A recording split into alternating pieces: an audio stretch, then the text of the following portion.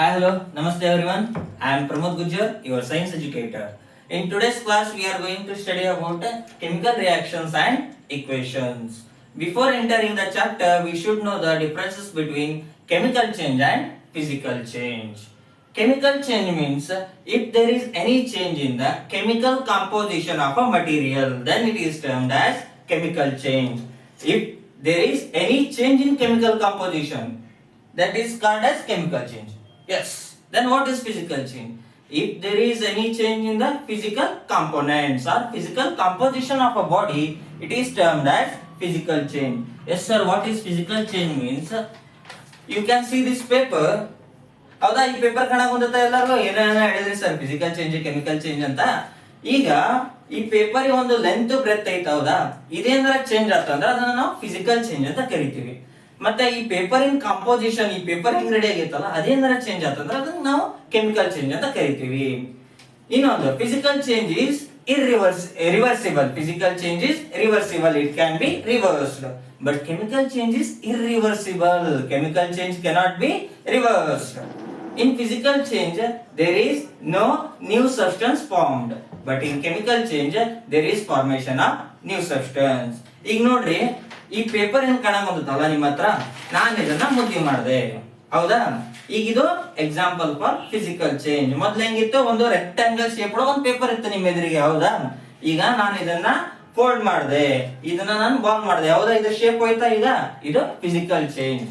ನೋಡ್ರಿ, ನಾನು ಇದನ್ನ ಬೇಕಾದ್ರೆ ಒರಿಜಿನಲ್ ಶೇಪಿಗೆ ತರಬಹುದು, ಹೌದಾ. ಇದನ್ನ ನಾನು ಅನ್ಫೋಲ್ಡ್ ಮಾಡಿದ್ರೆ ಮತ್ತೆ ನನಗೆ ಒರಿಜಿನಲ್ ಪೇಪರ್ ಸಿಕ್ತು. ಇಲ್ಲಿ ನೋಡ್ರಿ, ಬಿಫೋರ್ ಪೇಪರ್ ಇತ್ತು, ಆಫ್ಟರ್ ಪೇಪರ್ ಇತ್ತು. ಈಗ ನಾವು ಕೆಮಿಕಲ್ ಚೇಂಜ್ ಗೆ ಎಕ್ಸಾಂಪಲ್ ನೋಡೋಣಂತೆ. ನೋಡ್ರಿ, ಈಗ ಅದೇ ಪೇಪರು, ಈಗ ನಾನು ಒಂದು ಮ್ಯಾಸ್ಟಿಕ್ ತಗೊಂಡು ಈ ಪೇಪರ್ನ ಬರ್ನ್ ಮಾಡ್ತೀನಿ. ನೋಡ್ರಿ, ಈಗ ಈ ಪೇಪರ್ನ ನಾನು ಬರ್ನ್ ಮಾಡ್ತೀನಿ. ನೋಡ್ರಿ, ಬರ್ನ್ ಮಾಡಿದಾಗ ನಿಮ್ಗೆಲ್ಲ ಕಾಣ್ತಾ ಇದೆ ಡಸ್ಟ್, ಹೌದಾ. ಆ ಆಶ್ ಇಂದ ನಾವ್ ಏನಾದ್ರೂ ಹೊಸ ಪೇಪರ್ ಮಾಡ್ಬೋದಾ? ಚಾನ್ಸ್ ಇಲ್ಲ, ಹೌದಾ. ಇದು ಕೆಮಿಕಲ್ ಚೇಂಜ್. ಇದರಿಂದ ಏನ್ ಗೊತ್ತಾಗುತ್ತೆ ಅಂದ್ರೆ, ನಮಗೆ ಕೆಮಿಕಲ್ ಚೇಂಜ್ ಅಲ್ಲಿ ಹೊಸ ಮಟೀರಿಯಲ್ಸ್ ಫಾರ್ಮೇಶನ್ ಆಗುತ್ತೆ. ಇಲ್ಲಿ ಯಾವ್ದು ಹೊಸ ಮಟೀರಿಯಲ್ ಫಾರ್ಮೇಶನ್ ಆಗಿದ್ದು? ಆಶ್, ಹೌದಾ. ಫಿಸಿಕಲ್ ಚೇಂಜ್ ಅಲ್ಲಿ ಪೇಪರ್ ಇತ್ತು, ಫೋಲ್ಡ್ ಮಾಡಿದ್ವಿ, ಕರೆಕ್ಟ್ ಮಾಡಿದ್ವಿ, ಹೌದಾ. Physical change can be reversed, but chemical change it cannot be reversed. ಈಗ ಪಾಠಕ್ಕೆ ಬರೋಣಂತೆ. ಇಲ್ಲಿ 3 ಇಂಪಾರ್ಟೆಂಟ್ ಆಕ್ಟಿವಿಟೀಸ್ ಇದಾವೆ ಈ ಚಾಪ್ಟರ್ ಅಲ್ಲಿ. 3 important activities. They are activity 1.1. Activity 1.1. In this activity, we are taking a magnesium strip and we are going to burn it. We are going to take a magnesium strip and we are going to burn it. Before burning the magnesium strip, we are going to rub it with a sandpaper. We are going to rub it with a sandpaper. Sir, why we are going to rub it? What is the necessity of cleaning it? Because it may have formed oxides with the atmosphere, the gases present in the atmosphere. We cannot get the pure magnesium. So what we are doing? We are going to clean it with a sandpaper. Yes. ಏನ್ ಮಾಡಿದ್ರಪ್ಪ, ಏನೇನ ಹೇಳಿದ್ರಿ sir? ಏನೆಲ್ಲ ಹೇಳ್ತೀನಿ ನೋಡಿ. ಒಂದು magnesium strip ತಗೊಂಡಿದ್ವಿ ನಾವು, polish paper ತಗೊಂಡು ಅದನ್ನ ಕ್ಲೀನ್ ಮಾಡಬೇಕು, sand paper. Sir, sand paper ಅಂದ್ರೆ ಈ ಕಡಿಗೆ ಎಲ್ಲ ಪಾಲಿಶ್ ಮಾಡ್ತಾರಲ್ರಿ, ಆ ಪೇಪರ್ ತಗೊಂಡು ಏನ್ ಮಾಡ್ತೀವಿ ನಾವು, ಆ ಮ್ಯಾಗ್ನೇಷಿಯಂ ಸ್ಟ್ರಿಪ್ ನ ಕ್ಲೀನ್ ಮಾಡ್ತೀವಿ. ಸರ್, ಯಾಕೆ ಕ್ಲೀನ್ ಮಾಡ್ಬೇಕ್ರಿ? ಅದು ನಿಮ್ಮಂಗ ಸುಮ್ಮನಿರಲ್ಲ, ಒಂದ್ ಕಡೆ ಇದ್ದಲ್ಲಿ ಇರಲ್ಲ. ಅದು ಏನ್ ಮಾಡ್ತತಿ, ಅಟ್ಮಾಸ್ಫಿಯರ್ ಒಳಗೆ ಗ್ಯಾಸ್ ಇರ್ತತಿ, ಹೌದಾ. ಆಕ್ಸಿಜನ್ ಅವು ಇವು ಯಾವ ಗ್ಯಾಸ್ ಇರ್ತಾವೋ ಅದ್ರ ಜೊತೆಗೆ ಹೊಸ ಫಾರ್ಮೇಶನ್ ಮಾಡ್ತತಿ. ನಿಮಗ್ ಪ್ಯೂರ್ ಮ್ಯಾಗ್ನೇಷಿಯಂ ಸ್ಟ್ರಿಪ್ ಬಂತಂದ್ರೆ ನಿಮಗ್ ಬೇಕಾಗಿರೋ ರಿಸಲ್ಟ್ ಸಿಗ್ತತಿ. ಇಲ್ಲಾಂದ್ರೆ ಏನಾಕತಿ, ರಿಸಲ್ಟ್ ಸಿಗಲ್ಲ. ಸೊ ಏನ್ ಮಾಡ್ತೀರಿ ನೀವು, ಆ ಮ್ಯಾಗ್ನೇಷಿಯಂ ಸ್ಟ್ರಿಪ್ ನ ಕ್ಲೀನ್ ಮಾಡ್ತೀರಿ, ಅದರಿಂದ ಸ್ಯಾಂಡ್ ಪೇಪರ್ ಇದ್ರ ತಿಕ್ತೀರಿ, ಹೌದಾ. ಈ ಪ್ರೊಸೀಜರ್ ಏನು, ನಾವು ಏನ್ ಮಾಡಿದ್ವಿ, we are burning the magnesium strip. It burns with dazzling white flame. What? It burns with dazzling white flame. Sir, ಏನ್ ಸರ್ ಡಾzzling ಅಂದ್ರೆ, ನೀವು ಜಸ್ಟ್ ಈಗ ವೆಲ್ಡಿಂಗ್ ಮಾಡೋದು ನೋಡಿರ್ತೀರಲ್ಲ, bright colour, bright white light ಇದ್ರೆ ಏನಾಗುತ್ತೆ, ಈ ಮ್ಯಾಗ್ನೇಷಿಯಂ ಸ್ಟ್ರಿಪ್ ಬರ್ನ್ ಆಗುತ್ತೆ. ಸರ್, ಒಂದು ರಿಯಾಕ್ಷನ್ ಬರುತ್ತೆ ತೋರಿಸ್ರಿ ಇದಕ್ಕೆ. Yes, ready. ನೀವು ಸಣ್ಣವ್ರಿದ್ದಾಗಿಂತ 4, 5, 6ನೇ ಕ್ಲಾಸ್ ಅಂತ ನೀವು ಎಲ್ಲಿಂದ ಕೆಮಿಸ್ಟ್ರಿ ಕಲ್ತಿರಲ್ಲ, 7th ಇಂತ್ರ ಅಲ್ಲಿಂದ ಕಲ್ತಿರಿ ನೀವು. ಮ್ಯಾಗ್ನೇಷಿಯಂ ಅಂದ್ರೆ ಫಾರ್ಮುಲಾ ಗೊತ್ತಾ? ಏನ ಮ್ಯಾಗ್ನೇಷಿಯಂ ಅಂದ್ರೆ? Sir, Mg+.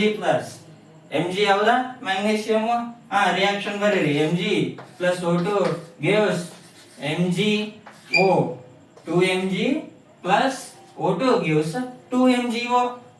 ಅಯ್ಯ ಸರ್ ನೀವು ಮ್ಯಾಗ್ನೀಷಿಯಂ ಸ್ಟ್ರಿಪ್ ಅಂದ್ರಿ ಇಲ್ಲಿ ಆಕ್ಸಿಜನ್ ಬರ್ದ್ರಿ. ಯಾಕೆ ಸರ್ ಮೊದಲ ನಮ್ಗೆ ಅರ್ಥ ಆಗಲ್ಲ, ತಲೆಗೆ ಕೊಡ ಬಿಡ್ತೀರಿ ಅಂತೀರಾ?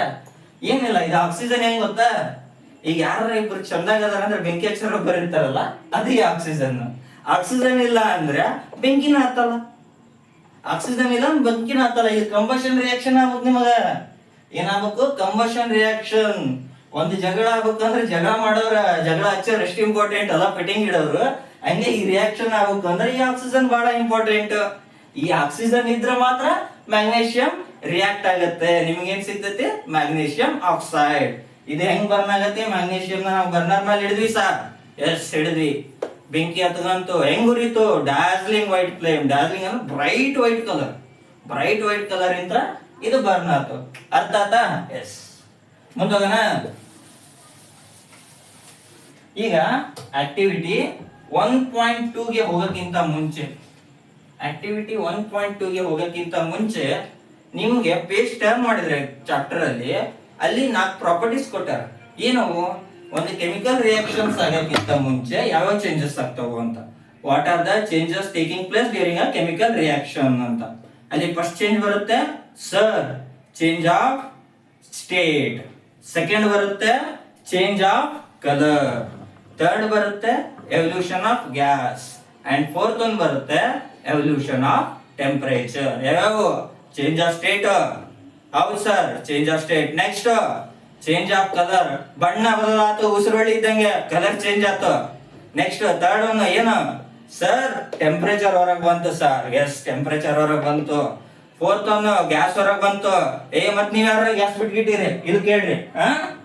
ಈಗ ಈ ಆಕ್ಟಿವಿಟಿ 1.2 ಏನು ಅಂದ್ರೆ change of colour example. It is an example for change in colour, precipitation reaction, double displacement reaction. ಬಹಳ ಇಂಪಾರ್ಟೆಂಟ್. ಇದಂಗೆ ಒಂಥರ ದೇವನೊಬ್ಬ ನಾಮ ಹಲವು ಅಂತಾರಲ್ಲ, ಹಂಗೆ ಏನ್ ಹೇಳ್ರಿ? ದೇವನೊಬ್ಬ ನಾಮ ಹಲವು. ಒಂದೇ ರಿಯಾಕ್ಷನ್ ಮೂರ್ಕ್ಕೆ ಎಕ್ಸಾಂಪಲ್. Bumper lottery. ಒಂದು ಓದಿದ್ರೆ 3 ಆನ್ಸರ್ ಬರಿಬಹುದು.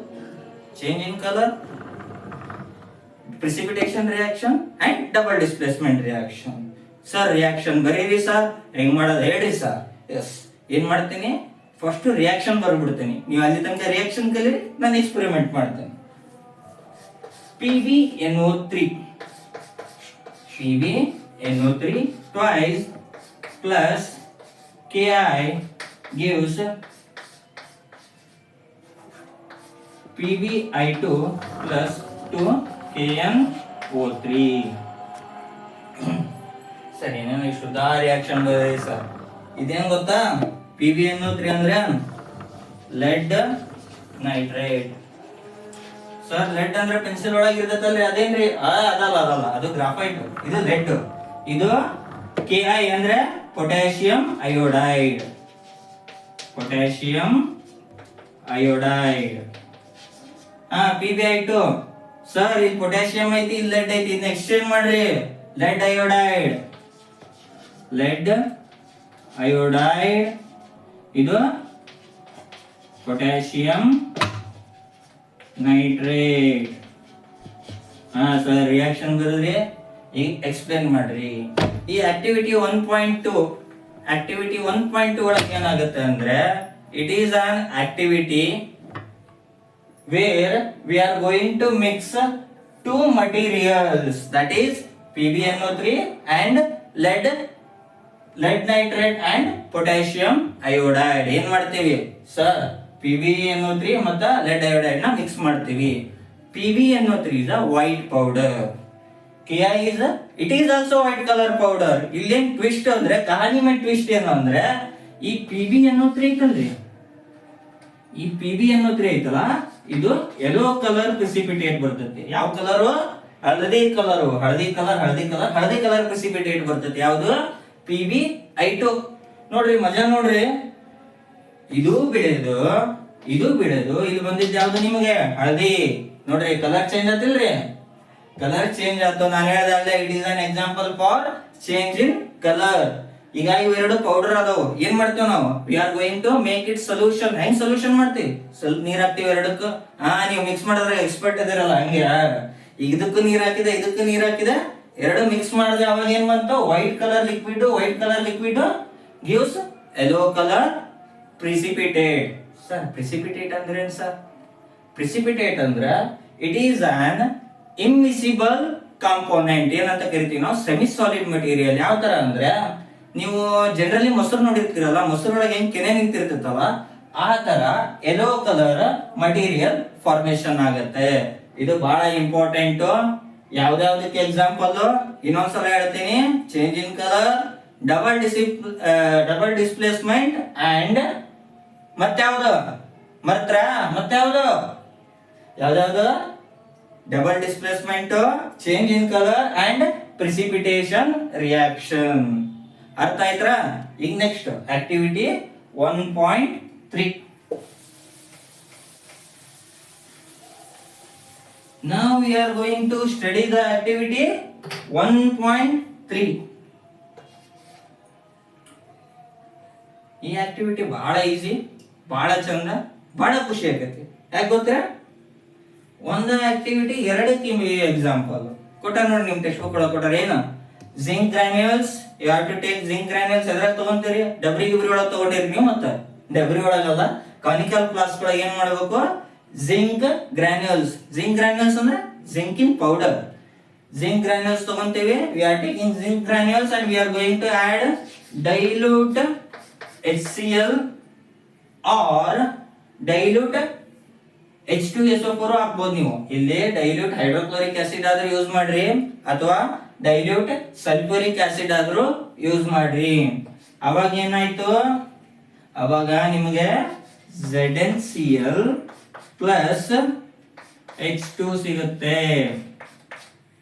ZnCl ಪ್ಲಸ್ H2 ಸಿಗುತ್ತೆ. ಸರ್ H2 ಬಾಜುಕ್ ಏನ ಬರೆದ್ರೆ ಇದ್ರೆ H2 ಏನಾಗತ್ತೆ, ಎನ್ವಿರಾನ್ಮೆಂಟ್ ಬರ್ತತಿ. ನಾನು ಆಗ್ಲೇ ಹೇಳ್ದೆ, ನೆನಪೈತಾ? ಚೇಂಜ್ ಆಗೋಕರ್ ಏನೇನಾಗಿತ್ತು, change in temperature and evolution of gas. ನೆನಪೈತಾ? ಎರಡಕ್ಕೂ ಇದೇ ಎಕ್ಸಾಂಪಲ್. ಒಂದು ಕಲ್ಲಿಗೆ ಎರಡು ಅಕ್ಕಿ ಅಂತಾರಲ್ಲ, ಹಂಗೆ ಯಾವ್ಯಾವ್ದಕ್ಕೆ, change in temperature and change in evolution of gas. ಇಲ್ಲೇನಾಯ್ತು, ಹೈಡ್ರೋಜನ್ ಗ್ಯಾಸ್ ಅಟ್ಮಾಸ್ಫಿಯರ್ ಗೆ ಎವಲ್ಯೂಷನ್ ಆಯ್ತು. ಹೋಗ್ಬಿಟ್ಟ ಹೈಡ್ರೋಜನ್, ಹೋಗ್ಬಿಟ್ಟ ಎಲ್ಲಿಗೆ ಹೋದ, ಹೊರಗೆ ಹೋದ. ಅಂಡರ್ಸ್ಟುಡ್? ಏನಾಯ್ತು, ಒಂದು ಕಾನಿಕಲ್ ಫ್ಲಾಸ್ಕ್ ತಗೊಂಡ್ರಿ, ಅದಕ್ಕೆ ಜಿಂಕ್ ಗ್ರಾನ್ಯೂಲ್ಸ್ ಹಾಕಿದ್ರಿ, ಡೈಲ್ಯೂಟ್ HCl ಹಾಕಿದ್ರಿ, ಅಲ್ಲಿ ರಿಯಾಕ್ಷನ್ ಫಾರ್ಮೇಶನ್ ಆಯ್ತು. You are getting ZnCl along with the liberation of hydrogen gas. ಏನಾಯ್ತು, ಲಿಬರೇಷನ್ ಆಫ್ ಹೈಡ್ರೋಜನ್ ಗ್ಯಾಸ್. ಇಲ್ಲಿ ನಾ ಹೇಳ್ದೆ ನಿಮಗೆ, ಗ್ಯಾಸ್ ಹೊರಗೆ ಹೋಗುತ್ತೆ, ಟೆಂಪರೇಚರ್ ಹೊರಗೆ ಬರುತ್ತೆ. ಅದಕ್ಕೊಂದು ನೇಮ್ ಐತಿ, ಸೈಂಟಿಫಿಕ್ ನೇಮ್ ಐತಿ. ಏನದು, exothermic reaction. Exothermic reaction. Sir exo ಬಾಂಡೆ ತಿಕ್ಕದಲ್ಲಪ್ಪ. ಮತ್ತೆ ಎಕ್ಸೋ ಅಂದ್ರೆ ಆಚೆ, ಔಟ್. ಥರ್ಮಲ್ ಅಂದ್ರೆ, ಥರ್ಮಿಕ್ ಅಂದ್ರೆ temperature. Exo means out, thermo means temperature. ಏನಾತಿಲ್ಲಿ, ಟೆಂಪರೇಚರ್ ಹೊರಗೆ ಹೋಯ್ತು. The reaction in which temperature is given out, the reaction in which the temperature is given out, then it is called as exothermic reaction. Understood na? Sir, endothermic. Endothermic ಅಂದ್ರೆ ಇದ್ರ ಉಲ್ಟಾ. Exothermic ಅಂದ್ರೆ ಹೊರಗೆ, endothermic ಅಂದ್ರೆ ಒಳಗೆ. ಇದೇನ್ ಗೊತ್ತಾ, ಇದು ರಿಯಾಕ್ಷನ್ ಆದ್ಮೇಲೆ ಹೀಟ್ ಬರ್ತೈತಿ. ಇದು ರಿಯಾಕ್ಷನ್ ಆದ್ಮೇಲೆ ಹೀಟ್ ಬರ್ತೈತಿ ಗ್ಯಾಸ್ ಜೊತೆಗೆ. ಇಲ್ಲಿ ಹಂಗಲ್ಲ, ಎಂಡೋಥರ್ಮಿಕ್ ಅಂದ್ರೆ ನಾವೇ ಹೀಟ್ ಕೊಡ್ಬೇಕು. ಅದಕ್ಕೆ ನಾವೇ ಹೀಟ್ ಕೊಡ್ಬೇಕು. ನಾವ್ ಹೀಟ್ ಕೊಟ್ಟಾಗ ಅದು ರಿಯಾಕ್ಷನ್ ಆಗತ್ತೆ. ಅದಕ್ಕೆ ನಾವು ಅದನ್ನು ಕರಿತೀವಿ ಎಂಡೋಥರ್ಮಿಕ್ ರಿಯಾಕ್ಷನ್. ಮೂರು ಆಕ್ಟಿವಿಟೀಸ್ ಅರ್ಥ ಆದ್ವು ಅಂತ ಅನ್ಕೊಂತೀನಿ. ಅರ್ಥ ಆದ್ವಾ? ಈ ಮೂರು ಆಕ್ಟಿವಿಟೀಸ್ ಅರ್ಥ ಆಯ್ತು. ಇದ್ರ ಜೊತೆಗೆ 4 ಪಾಯಿಂಟ್ಸ್ ಹೇಳಿದ್ದೆ, ನಾನು ನೆನಪಾಯ್ತಾ? ಕೆಮಿಕಲ್ ಚೇಂಜಸ್ ಆದಾಗ ಏನೇನಾಗುತ್ತೆ, change in state, change in state, change in color, change in color. Next, evolution of gas, evolution of gas. Next,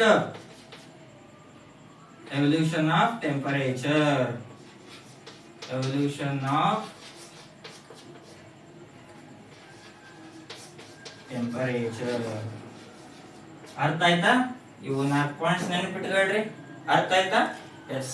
thank you. Next class ಒಳಗೆ ಬ್ಯಾಲೆನ್ಸಿಂಗ್ ಕೆಮಿಕಲ್ ಇಕ್ವೇಶನ್ಸ್ ಕಲಿಯೋಣಂತೆ. Thank you one and all.